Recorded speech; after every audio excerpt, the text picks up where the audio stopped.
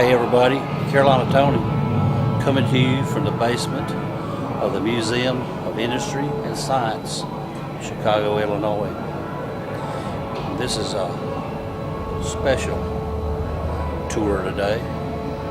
We are here to look at a submarine, U-505. It's a German U-boat that was sunk and captured by the Americans during World War II that wound up saving many lives. For more of this story, right after this station identification.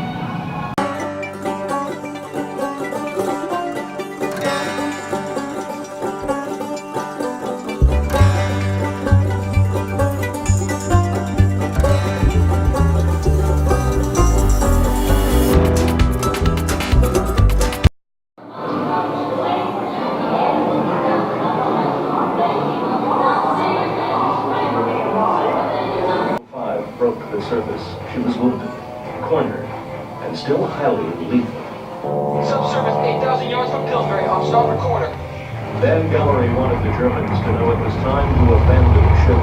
For 6 long minutes, terror rained down on them. Pillsbury's opening fire, range 3,000. An armed non-contact with the water, and only exploded if they hit something. For long seconds, they waited. No explosions came. The Pillsbury and the USS Jenks prowled warily, probing the water with their active sonars, as the Chatelaine turned to make a depth charge attack on the contact. I spotted something. I'm going to try to get a closer look. Spotting a submerged shape from the air, one of the aircraft made a diving attack, marking the position with gunfire. And during World War II, we had the Navy Waves made up from ladies. Here are some posters that were used to recruit the Waves. The United States came up with a plan to defeat the U-boats. Beyond the range of shore-based aircraft. Just so you'll get an idea of what I'm talking about. In 1939, 114 merchant ships sunk, 471 in 1940, 432, and in 1942, 1,150 merchant ships were sunk. And the red represents all the ships that were sunk. In 1942, they sunk 1,150, but check this out. Right after 1943, only 377, in 44, 132, and in 1945, 156. You have to ask yourself, why did it all of a sudden go down? Well, there's a reason, and a lot of times, not everybody survived. It seemed 10 stood ready to take its place. Slowly, relentlessly, and inevitably. Here it is.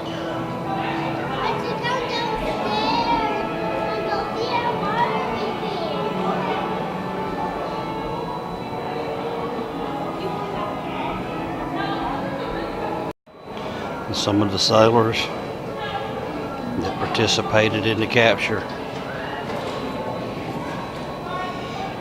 U-505.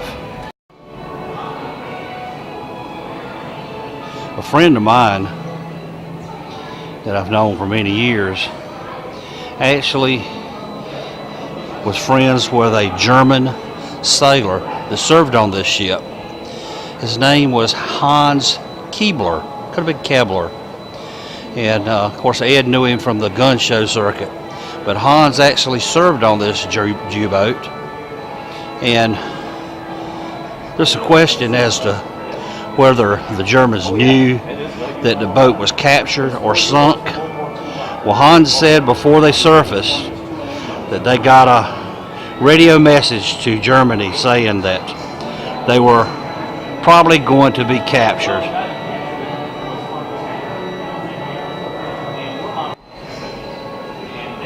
There's a torpedo right off the front there.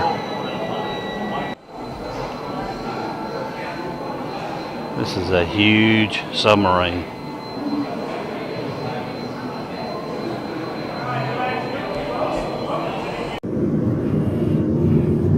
Here's a tower leading out.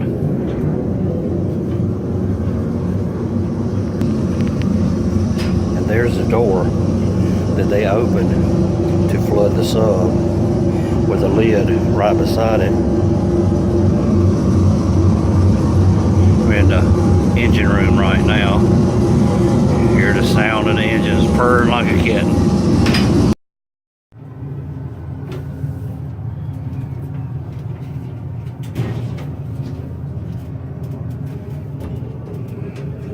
The later motors that they would use when they were trying to run silent.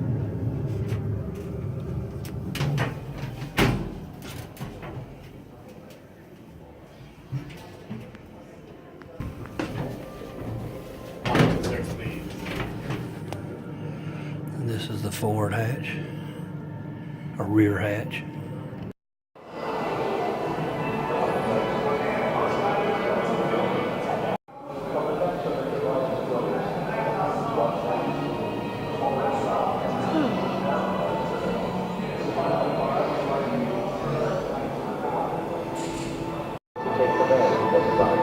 Check the brass prop out from this thing.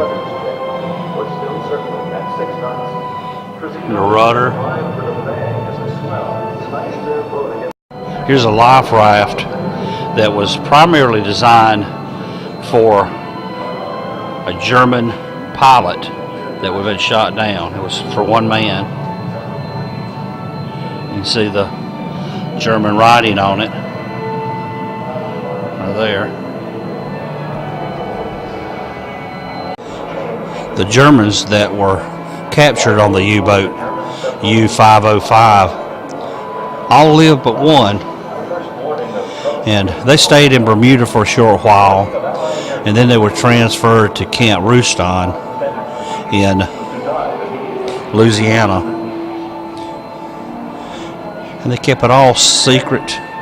They didn't really tell any of the other POWs who they were or where they were from, because they wanted to keep it secret. And I was told from the friend of mine that knew Hans, they actually farmed on a farm in Louisiana. And they stayed there to the end of the war, and the last captives returned home in 1947. They said that the crew of the U-505 actually sunk 8 Allied ships until it was captured.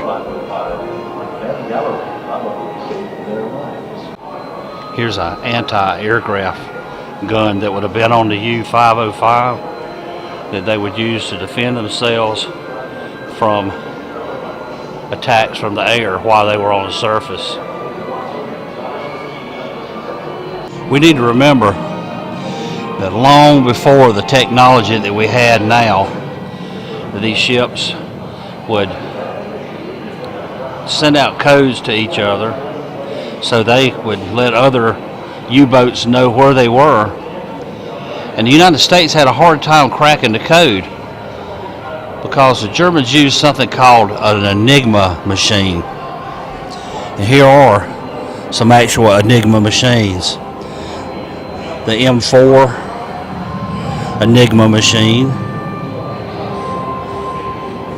Here's an enigma machine with a printer, and there's another one there. This right here is the code book. It's intended to be used by U-boats and German aircrafts communicating with each other. The cover of this code book is lined with lead weight so that the book would sink quickly in the ocean if it had been thrown overboard or out of an airplane. And this is how all of the U-boats basically got put out of business because an American got his hands on this book. Here's the periscope out of the U-boat and see how long it is.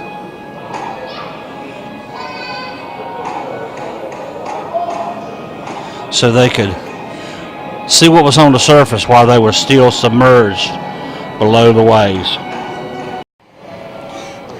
Well, you hear all kind of stories. The story was told by Hans that while the German sailors were swimming off the ship, that some of the Americans had actually fired at them in the water. And of course, the people here deny that, and of course the Americans deny it, but you know, who knows? We know that our government has twisted a few tails before, but the truth is left to history. Here's the captain of the German U-boat, and here's the captain of the Navy ship that captured the U-boat.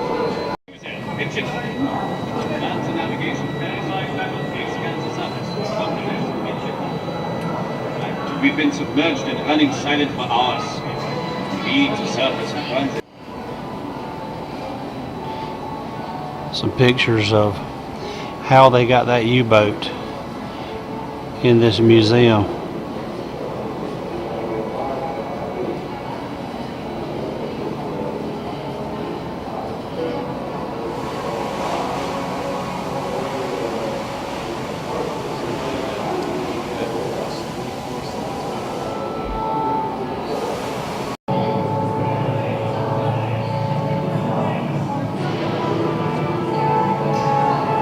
Well, that was really cool. Hope you enjoyed our tour of the German U-boat.